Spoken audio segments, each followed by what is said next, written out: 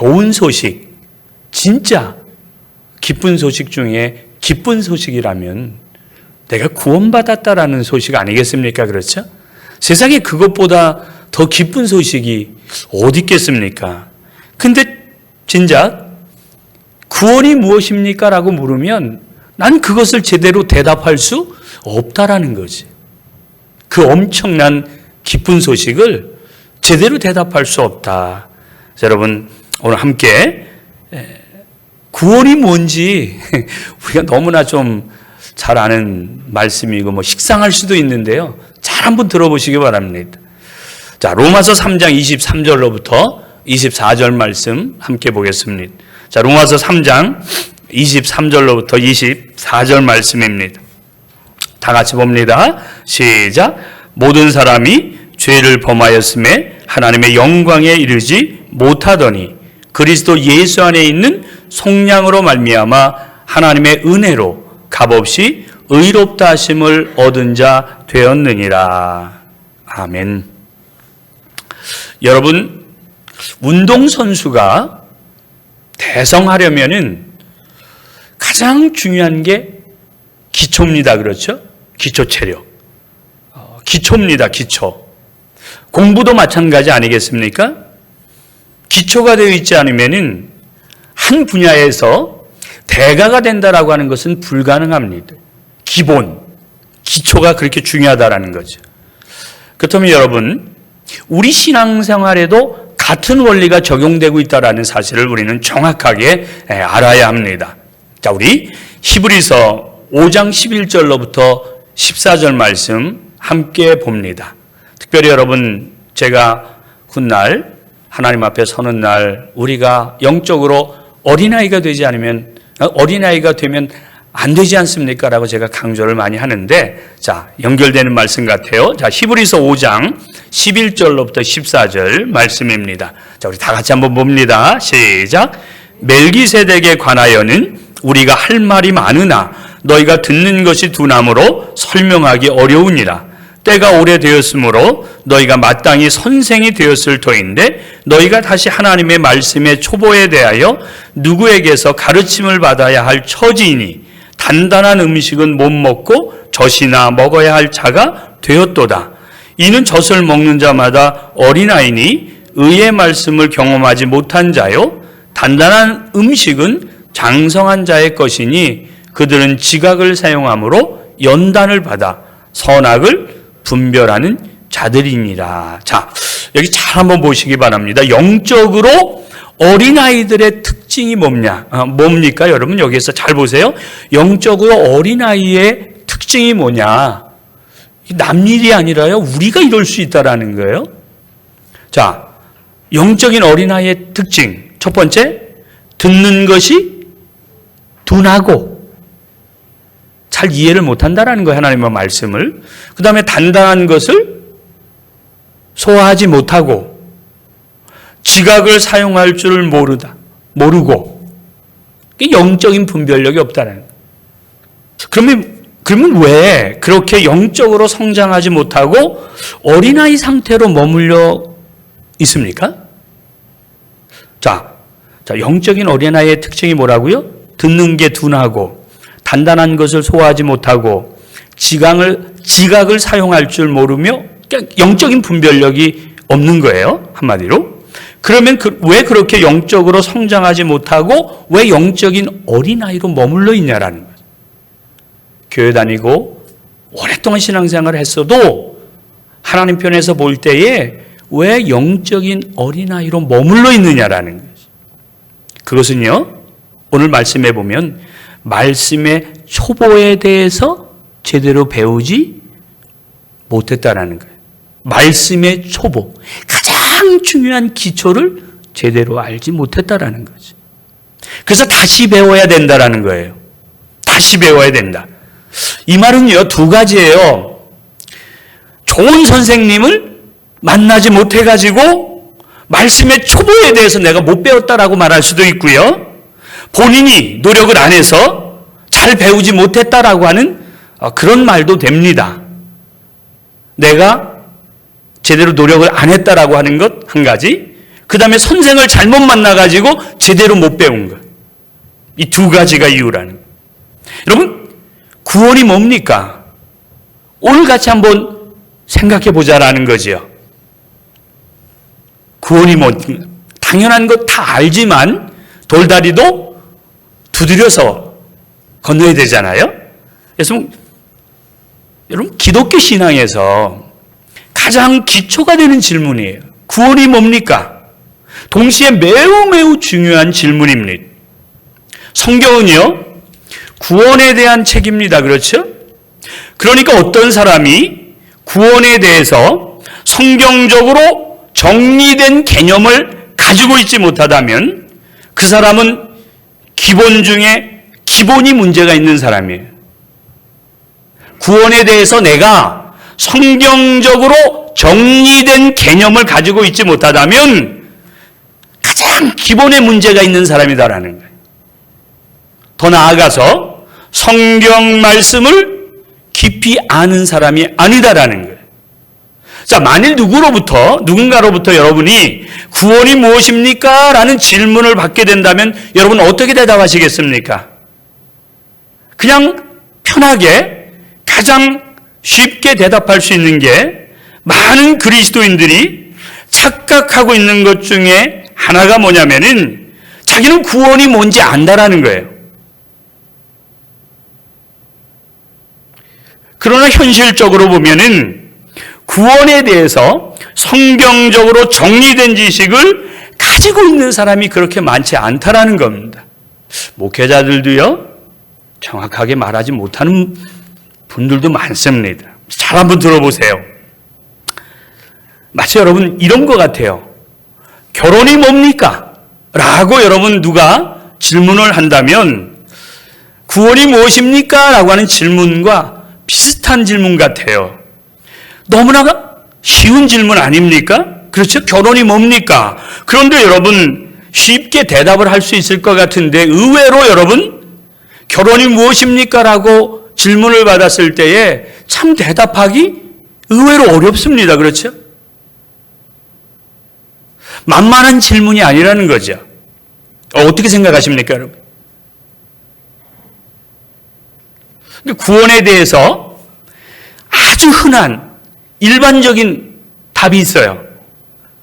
권사님, 집사님, 구원이 뭐예요? 이렇게 대답할 것 같은데 뭐겠습니까? 이어 권사님, 가장 쉽게 대답할 수 있는 일반적인 구원에 대한 대답. 구원이 뭡니까? 라고 누가 물었을 때 그냥 쉽게 예수 믿고 천국 가는 거지. 그죠? 예수 믿고 천국 가는 거예요. 교회 나와서 하나님 믿고 천국 가는 거다. 그렇죠? 제일 쉽게 대답할 수 있는 답 아니겠습니까? 이거는 마치요, 결혼이 뭡니까? 라고 묻는 것과 똑같다라는 거죠.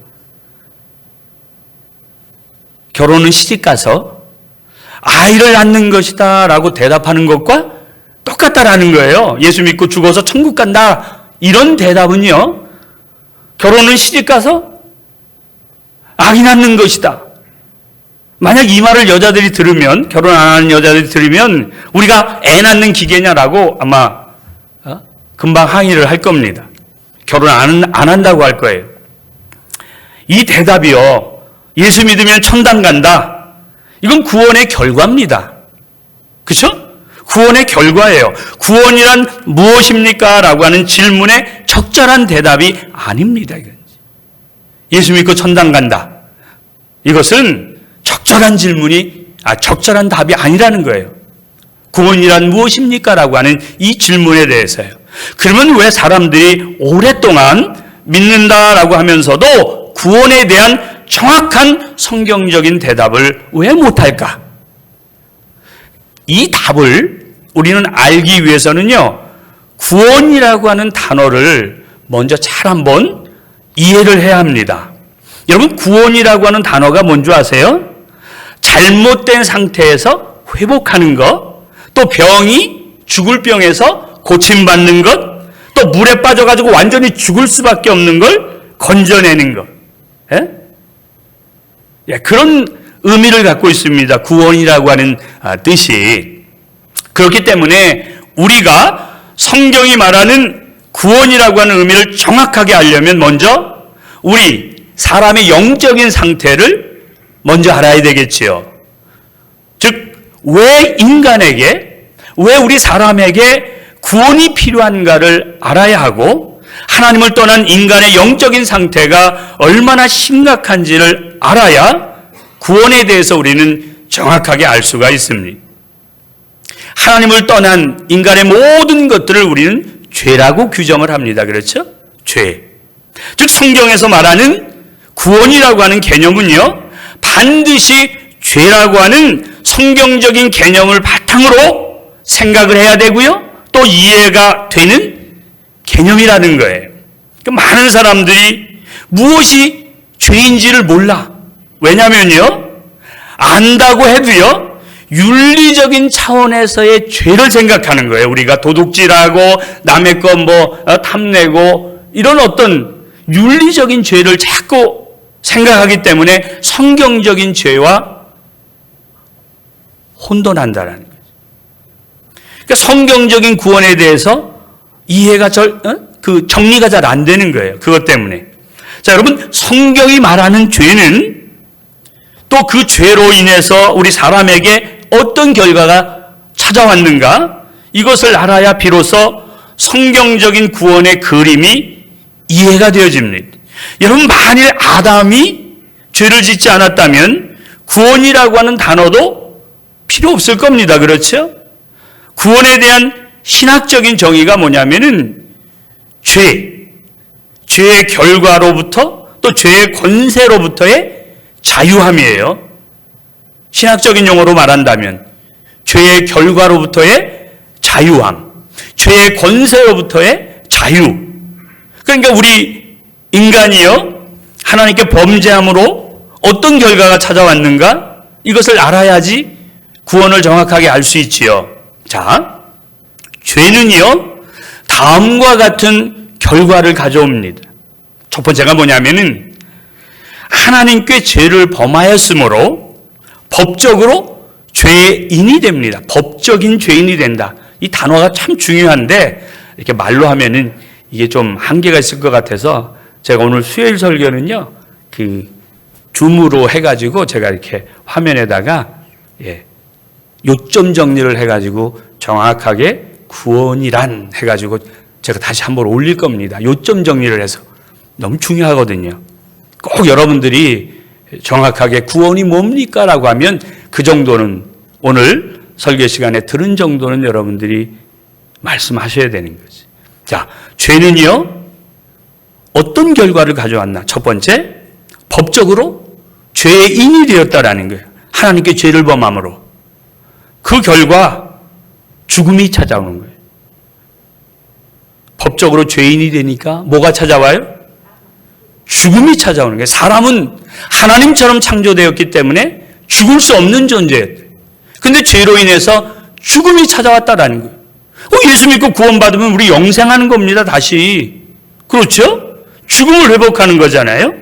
그 다음에 두 번째, 하나님께 죄를 범함으로 인해서 신분적으로 죄의 노예가 되는 거예요. 자, 첫 번째는 뭐라고요? 법적으로 죄인이 돼가지고 죽음이 찾아왔고요. 두 번째는 우리의 신분이 죄의 노예가 되어가지고 누구에게 속한 자가 돼요? 마귀에게 속한 자가 됩니다. 죄의 노예가 돼가지고 누구에게 속한 자? 마귀에게 속한 자. 그 다음에 세 번째는요, 하나님께 죄를 범함으로 인해서 관계적으로 하나님과 뭐가 돼요? 원수가 되는 거죠. 그 결과 하나님의 진노를 받게 되어 있습니다. 하나님과 원수가 되니까 뭐가 와요? 하나님의 진노가 내려오는 거예요. 그 다음에 네 번째는요, 죄를 범함으로 인해서 인격적으로 하나님의 형상을 잃어버리는 거예요. 이게 죄의 결과입니다. 대단히 중요해요. 이것을 여러분들이 잘 마음속에 새기시면서 외우려고 하지 마시고 그렇구나라고 설명할 정도가 되시면은 우리 목사님들보다도 나은 거예요. 죄의 결과가 어떤 거라고요? 법적으로 죄를 지음으로 말미암아서 죽음이 찾아왔다. 그 다음에 우리의 신분, 죄의 노예가 되어가지고 이제 마귀에게 속한 자가 됐다. 그래서 하나님과 어떻게 돼요? 원수가 되니까 뭐가 임해? 하나님의 진노가 임하게 되었다. 그러니까 어떻게 돼요? 이제 하나님의 형상을 잃어버리게 되었다는 거죠. 죄의 결과가 바로 하나님의 형상의 상실이다. 구원이 뭐냐? 이것을 해결하는 게 구원이다는 거예요. 이 네 가지를. 이해가 되시죠? 묵상하시면 안 되는데. 자, 하나님께 죄를 범함으로 법적으로 뭐가 돼요? 죄인이 됐더니 뭐가 와요? 죽음이 찾아온 거. 그 다음에 신분, 죄의 노예가 되니까 누구에게 속한 자가 돼요? 마귀에게 속하니까 어떻게 돼요? 하나님과 원수가 되잖아요. 그렇죠? 하나님과 원수가 되니까 이제 하나님의 진노가 임해. 왜? 하나님이 기껏 당신의 형상으로 만들어놨는데 배신을 때렸잖아요. 그게 하나님의 진노가 임하게 되는. 그래서 하나님의 형상을 잃어버리게 되는. 이것을 해결하는 것이 바로 구원이다. 죽음의 해결. 죄와 저주에서 해방되어야 되는 것. 하나님의 형상을 회복하는 것. 이것을 해결하는 게 구원이다.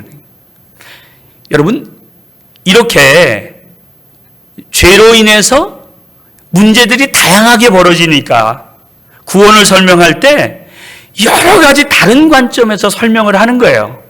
그래서 헷갈리는 거죠. 때로는 너무나 다양한 그림으로 구원을 설명하는 겁니다. 여러 가지 성경적인 표현들로 인해서 어떤 사람들은 성경적 구원의 개념을 제대로 정리하지를 못해요. 이것저것 막 갖다가 이해를 하다 보니까 안다고 할지라도 종합적으로 알지 못하고 부분적으로만 알게 되는 거지요. 완전한 구원의 그림을 보지 못하는 거예요. 그러니까 코끼리 꼬리 만지면서 이게 코끼리라고 생각하는 거예요. 너무 단편적으로 한쪽만 알고 있다라는 거죠. 그런 부분적인 이해가 하나님이 우리에게 주신 구원의 은혜를 많이 축소시키고 있다라는 거죠. 그렇다면 여러분, 성경에서 말하는 구원이 뭔가? 그 죄의 문제를 해결하는 구원이 뭔가? 첫 번째는요, 하나님께서 법적으로 우리가 죄인이 되어가지고 영원한 죽음이 찾아왔다고 했잖아요. 그러니까 하나님께서 법적으로 죄인된 우리를 뭐라고 하셨습니까? 의롭다라고 하셨어요. 그렇죠? 들어보셨죠? 법적으로 죄인된 우리를 하나님이 의롭다라고 하셨어요. 이걸 칭의라고 하죠. 칭의. 그렇죠? 의롭다 하심, 칭의. 그 다음에 두 번째는요, 하나님께서 예수님의 피, 십자가를 통해 속량하심으로, 왜냐하면 피 흘림이 없은 즉 죄사함이 없다라고 말씀하셨잖아요. 그 말씀이 응하잖아요. 그래서 신분상 아까 뭐의 노예라고 그랬죠? 죄의 노예. 죄의 노예에서 이제 자유인으로 해방시켜 주셨어요. 죄의 노예에서 자유인으로. 먼저는 뭐라고요? 의롭다 하셨어요. 죄의 노예에서 우리를 자유인이 되게 하셨어요. 그 다음에 이제 하나님께서 예수님을 화목제물 삼으셔서 관계적으로 하나님과 우리가 화해하도록 해주셨다라는 거죠. 화목하게 되었다라는 거예요. 근데 여러분, 화목제물이라고 하는 이 의미가 어떤 의미인 줄 아세요? 오늘 제가 이렇게 원어를 막 찾아보니까 저도 되게 감동을 받았거든요. 그냥 저는 번제단에 드려지는 어떤 그런 그 제물로 이해를 했었는데 그게 아니더라고요. 뭐 같은 의미로 가면은, 왜냐하면 구원을 어떤 쪽에서 설명하느냐에 따라서 좀 다양하기 때문에 우리가 단편적으로 알기가 쉽다라고 말씀을 드렸잖아요. 근데 여러분, 정확하게 화목제물이다라고 하는 이 말은요, 헬라어로요, 힐라스테리온이라고 하는데 속죄하는 것, 속죄소 이런 뜻이에요. 속죄소가 어디 있는 겁니까? 성막의 지성소 안에 누구도 들어갈 수 없는 하나님의 임재의 공간인 지성소 안에 그 법궤의 뚜껑을 속죄소라고 합니다. 속죄소. 바로 화목제물이라고 하는 뜻이 이 속죄소의 의미를 갖고 있어요. 여러분, 성전에 지성소가 있어요. 그 안에 법궤가 놓여 있습니다. 그 법궤 안에는 몇 가지가 있죠? 세 가지. 첫 번째, 아론의 쌍난 지팡이. 두 번째, 만나의 십계명. 그 다음에 만나 항아리. 이 세 가지가 들어있지요. 자, 이 셋은요, 잘 생각해 보세요. 모두 하나님에 대한 이스라엘 백성들의 원망, 불평, 불순종의 죄를 기억하게 하는 상징들이잖아요. 모세 지팡이, 하나님이 주신 모세의 지도권에 대해서 반항해가지고 또 하나님이 확인시켜 주신 거고, 배고파 죽겠다고 해가지고 하나님 원망해서 만나 내려주신 거고요. 그렇죠? 그 다음에 이 말씀 지키면 너희는 내 백성이 된다 해가지고 율법을 주셨는데 이스라엘 백성들이 지키나요? 결국 그 법궤 안에 들어있는 것들은요, 불순종의 상징들이에요. 그 다음에 여러분, 그걸 뭐가 덮고 있어요? 법궤 뚜껑이 덮고 있잖아요. 뚜껑이. 이 뚜껑을 뭐라 그린다고요? 속죄판, 속죄소. 속죄판이라고 해요. 속죄소 같은 말이에요. 이 뚜껑 이름이 아까 말한 힐라스테리온 똑같은 단어입니다. 화목제물이란 똑같은 단어예요. 그러니까 속죄판이라는 거예요. 화목제물 되셨다라는 게 속죄판이에요. 잘 생각해 보세요, 여러분. 1년에 한 번 대제사장이 그 지성소로 들어갈 때 허리에다 끈을 매가지고 만약에 그곳에서 죄가 있어가지고 죽게 되면은 누구도 들어가면 안 되잖아요. 그래서 줄로 끌어잡아 당겨 죽은 그 대제사장을 꺼내내잖아요. 만약에 문제가 생기면. 그러니까 대제사장이 1년에 한 번 속죄일에 모든 이스라엘 백성들의 죄를 용서받기 위해서 하나님 보좌 앞으로 나가잖아요. 뭘 들고? 피를 들고요. 그렇죠? 그 피를 어디에다 붓습니까? 속죄판에다가 붓는 거예요. 에? 그 속죄소 위에다가 피를 붓는 거예요. 그러니까 하나님 이렇게 죄악된 것들만 안에 있잖아요. 그 불순종의 상징들. 그게 피가 부어지니까 피로 가려져 가지고 그 죄악된 것들이 안 보여지는 거잖아요. 하나님께서 그 법궤 안 내용물을 보시고 인간의 죄를 기억하는 대신에 이제 이 피를 보시고 인간의 죄를 용서하시도록 대제사장이 하나님 앞에 기도하잖아요. 중보하는 거예요. 백성들을 향해서. 그때 이제 하나님이 그 중보를 들으시고 이스라엘 백성들을 사해 주시는 거예요. 그게 바로 속죄판입니다. 뭐가 부어질 때? 피가 부어질 때예요.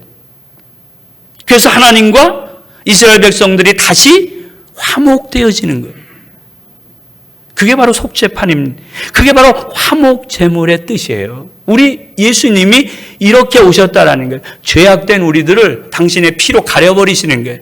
그래서 하나님과 우리 사이를 연결시켜 주시는 거예요. 그게 구원입니다.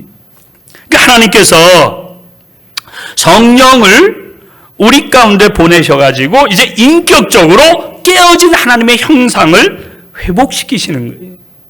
이게 하나님이 우리에게 주신 엄청난 구원 아니겠습니까? 그렇죠? 그것을 우리는 성화라고 합니다. 성화, incarnation, 성화. 여기서 여러분 가장 중요한 문제는요, 우리 스스로가 죄 문제를 해결할 수 없다라는 거예요. 그래서 하나님께서 모든 것들을 주도적으로 하시는 거예요. 그것을 우리는 은혜라고 하는 겁니다. 은혜. 성경은 값없이라고 하는 말을 쓰지요. 여러분, 복음은 좋은 소식입니다. 그렇죠? 그런데 여러분, 좋은 소식은요, 항상 나쁜 소식과 함께 다니잖아요. 우리가 죄를 졌으니까 나쁜 소식이잖아요. 그러니까 하나님께서 우리를 구원해 주시는 기쁜 소식이 필요한 거지요. 그래서 로마서 3장 23절은 나쁜 소식 아닙니까? 모든 사람이 죄를 범하였음에 하나님의 영광에 이르지 못했다. 나쁜 소식이에요. 그런데 24절은 좋은 소식이지요. 그리스도 예수 안에 있는 속량으로 말미암아 하나님의 은혜로 값없이 의롭다 하심을 얻은 자가 되었다. 이거 좋은 소식이지요. 그래서 여러분, 나쁜 소식은요, 좋은 소식을 더욱더 좋은 소식이 되게 합니다. 그렇죠? 여러분 잘 보세요. 저는 성령에 미친 목사인데 늘 성령 하는데 너무 행복해요. 왜 그러냐면 결국 여러분, 이것이 성령으로 살아가는 우리의 삶이거든요. 나쁜 소식은 뭡니까? 내 육체를 통해서 죄악된 삶을 우리는 살 수밖에 없잖아요. 오늘도 거짓말하고요, 나도 모르게 죄 짓잖아요. 나도 모르게 음욕을 품고요. 우리는 늘 마귀를 통해서 육신의 마음을 갖습니다. 또 우리 속에는 하나님이 주시는 마음이 있고요. 이 두 마음이 우리 속에서 늘 싸우잖아요. 오라 나는 곤고한 자로다. 누가 이 사망의 몸에서 나를 구원해 줍니까? 그러나 그리스도 예수 안에 있는 자에게는 결코 정죄함이 없다. 하나님께서 다 우리를 위해서 화목제물 되어 주셨다라고 하는 이 엄청난 사실이 있기 때문에 우리는 여전히 죄를 짓고 여전히 실수하고 여전히 넘어져도 우리에게 소망이 있는 것은 바로 우리 안에 계신 성령 하나님 때문에 그렇다는 거죠. 그것이 우리에게 소망 아니겠습니까? 그렇죠? 이것이 성령으로 살아가는 우리의 삶이 돼야지요. 왜냐하면 세상의 마음을 하나님의 마음으로 우리는 이기게 하시기 때문에 그렇다라는 거죠. 여러분, 늘 우리는 나쁜 소식으로 인하여 세상적인 마음이 커질 때가 있어요. 그런데 여러분 명심하십시오. 절대 세상적인 마음이 하나님의 마음을 이길 수 없어요. 왜요? 화목제물로 우리를 구원해 주셨기 때문에 그건 누구도 막을 수가 없는 거예요. 어떤 사탄의 공격도 그걸 넘어갈 수는 없다라는 거죠. 그게 바로 우리들입니다. 그게 바로 우리 그리스도인들, 하나님의 사람들. 그러니 여러분, 오늘도 우리는 감사할 수밖에 없고 오늘도 우리는 기뻐할 수밖에 없는 이유가 여기 있는 거죠. 여전히 넘어지고 여전히 실수하고 여전히 부족해도 아빠 하고 다시 일어날 수 있으니, 주님 하고 다시 우리는 일어날 수 있으니, 여전히 변함없이 주님께로 달려갈 수 있으니까 그게 은혜 아니겠습니까? 그렇죠? 여러분, 구원이라고 하는 이 말 정말 여러분 다른 사람에게 설명할 정도로 여러분 기본적인 이 중요한 구원에 대한 말씀을 잘 여러분들이 이해하시고 마음속에 담아두시기를 주님의 이름으로 부탁을 드립니다. 정말 중요합니다. 화목제물의 뜻이 속죄소라고 하는 뜻이다. 우리 주님이 나를 위해서 속죄소가 되어주셨다. 그곳에 피가 뿌려져서 십자가에서 그 흘리신 보혈이 그런 보혈이었구나. 그래서 내 모든 허물과 수치를 가려주셨구나. 그래서 나를 의롭다 하셨구나. 그래서 하나님의 형상이 다시 회복된 거구나. 내가 그런 사람이었구나. 이런 내 모습을 정확하게 보고 다른 사람에게 설명해 줄 수 있다면 하나님께서 가장 기뻐하실 줄로 믿습니다. 여러분, 오늘도 이렇게 구원받은 하나님의 백성들, 우리가 왜 이 땅에 살지만 우리의 시민권은 하늘에 있는지 여러분들이 정확하게 아시고 당당하게 세상에서 승리하면서 당당하게 살아가시는 복된 여러분들 되시기를 주님의 이름으로 축원합니다. 기도하겠습니다. 참 좋으신 아버지 하나님, 참 우리가 우리 주님에 대해서 또 구원에 대해서 정확하게 말할 수 없다면 그것처럼 우리 주님이 가슴 아픈 일이 어디 있겠습니까? 분명하게 죄를 통해서 우리에게 어떤 결과가 주어졌는지 영원한 죽음이 찾아오게 되고 그 죄의 노예로 인하여 우리는 마귀에게 속한 자가 되어가지고 하나님과 원수가 되어서 하나님의 형상을 잃어버리고 살아가다가 이제 화목제물 되어주신 우리 주님 때문에 그 나의 모든 수치, 그 죄악들이 다 가려지고 이제 새로운 피조물로서 우리 하나님 앞에 의롭다 하심을 얻고 죄의 노예가 아니라 하나님의 자녀로서 온전히 거듭나 천국을 향하여 나아가는 우리 하나님의 백성 되게 하시니 감사를 드립니다. 이 분명한 사실이 흐려지지 않게 하시고 주님이 부르시는 그날 정말 신랑 되신 우리 주님 앞에 아름다운 영적인 신부의 모습으로 우리의 영적인 모습이 완성될 수 있도록 도와주시옵소서. 그 모든 일을 행하시는 성령께서 오늘도 주신 약속대로 우리 모두를 그렇게 완성되게 해주실 줄로 믿사오고 귀하신 예수님의 이름으로 기도드렸사옵나이다. 아멘.